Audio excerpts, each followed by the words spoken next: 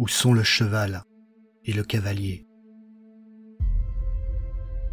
Où est le corps qu'on sonnait hier?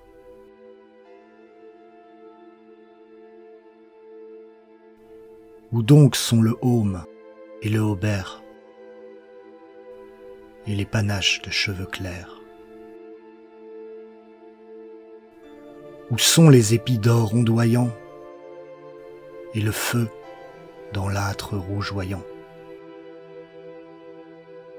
Ils sont passés comme une averse sur les montagnes, comme un vent dans les prés. Qui recueillera la fumée de ce bois mort qu'on incinère? Qui verra le flot des années remonter les lieux de la mer?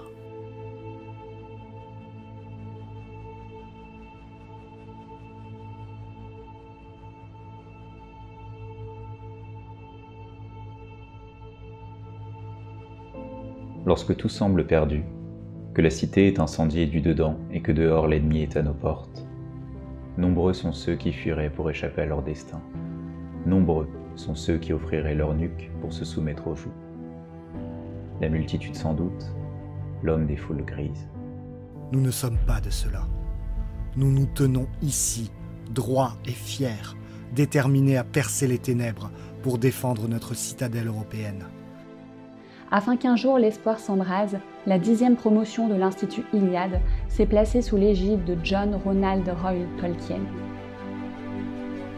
Évoquer Tolkien, ce n'est pas s'égarer dans un ailleurs fantasmé, entre fiction et fantaisie.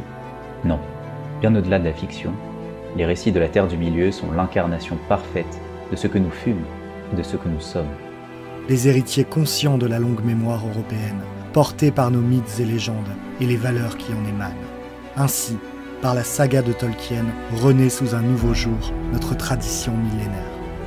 Choisir un écrivain poète comme parrain de promotion, c'est clamer que la beauté sauvera le monde.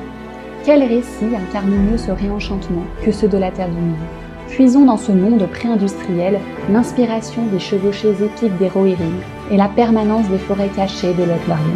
Le théâtre du combat des peuples libres enracinés à leur terre contre les créatures industrieuses n'a rien de fantaisiste. Réinsufflons de la grâce et de l'authenticité dans ce monde moribond et gardons l'œil émerveillé face aux beautés qui subsistent encore. Brisons les chaînes de l'idéologie faite de rouages et de métal. Reforgeons la chaîne de la transmission. Reformons le cycle de la tradition.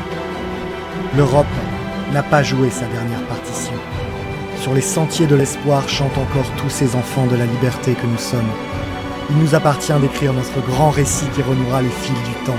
Fendons les rangs et parvenons à une fin digne d'un chant.